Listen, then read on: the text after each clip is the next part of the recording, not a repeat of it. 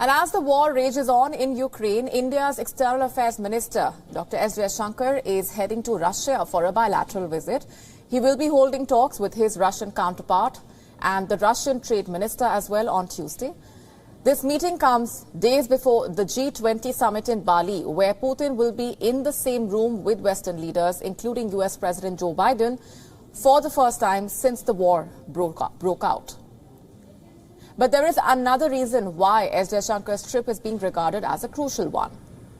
India is being billed as a potential negotiator between Russia and Ukraine.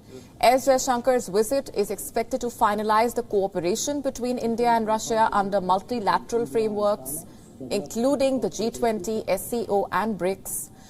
But all eyes are on the possibility of the US accepting India as a mediator between the two sides at war. Reports say India has intervened between Ukraine and Russia quietly whenever there has been a deadlock. In July, India had weighed in with Russia on the grain shipment from ports in the Black Sea. A lot of these messages have been delivered confidentially, as Delhi is known to have positioned itself with credibility on both sides. Meanwhile, reports say that the Indian Prime Minister Narendra Modi offered assistance on the peace talks during a call with the Ukrainian President Volodymyr Zelensky. Zelensky, however, said that Ukraine would not be conducting any negotiations with Putin, but is committed to peaceful settlement through dialogue. But as the winter approaches in the conflict zone, there is a sense that both sides would want a ceasefire before early next year, and many view this as a potential opportunity for India to be a broker between the two sides. India is dependent on Russia for its defense supplies. This is the most important pillar of the relationship between the two countries. But for the first time in the last 3 winters, Russian military supply lines are under strain due to the ongoing war. And this comes at a time when Indian and Chinese troops are locked in a border standoff in eastern Ladakh. Another important element is the energy relationship. Russia has reportedly become India's largest supplier of crude oil in October as refiners stepped up the purchase of discounted seaborne oil, and this has not gone down well with Ukraine as well as the Western partners. S. Jaishankar's visit is expected to look at these aspects as well. What is also significant here is that the Indian Prime Minister Narendra Modi is expected to visit Russia this year, and if that happens next month, S. Jaishankar will be there to lay the groundwork.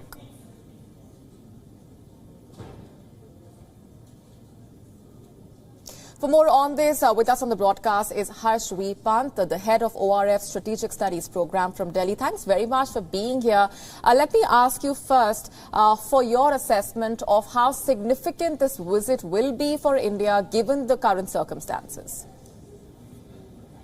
Well, it's a significant visit for a number of reasons, and perhaps most significantly because India will be taking up the presidency of the G20, also the presidency of the SCO, and of course, there is a Indian Prime Minister's visit to Russia in the pipeline.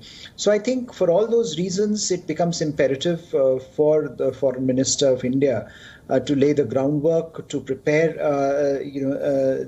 for these visits and for these summits, and to ensure that India and Russian interests converge and they are pushed forward in a direction that is positive.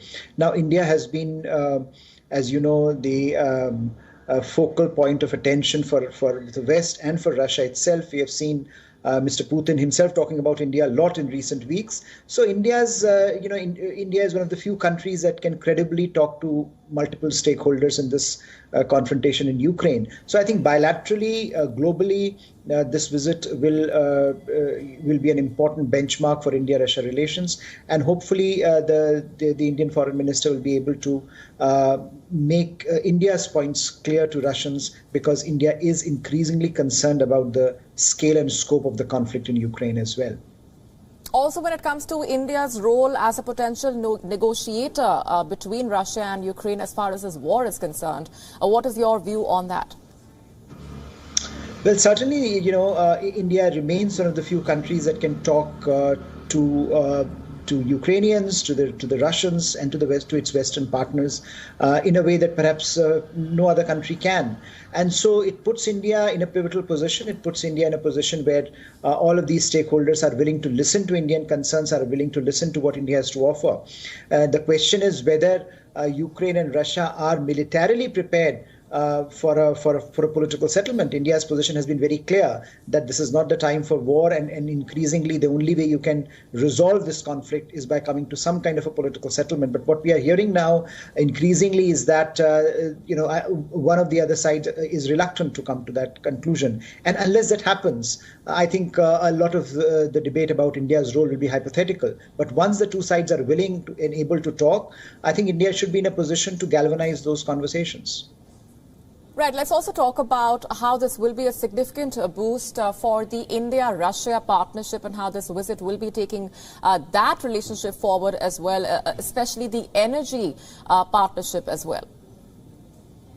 Indeed, I think what has happened interestingly in the last few months is that the energy aspect of the relationship has grown for obvious reasons. And India has been trying to get discounted oil from Russia because of its own domestic political economic challenges. And so in some ways, India and Russia have started looking beyond defense. Now, defense is certainly an important parameter. Defense is certainly an important area where the two sides continue to work together. But I think what this conflict has revealed are the vulnerabilities of India relying on one defense partner, and especially when Russian defense supplies are under strain because of the conflict that it is engaged in. So therefore, the economic ties become important, energy ties become important, and I think that will be a very important part of the conversation going forward. And this visit certainly will lay the foundations for that aspect of the relationship.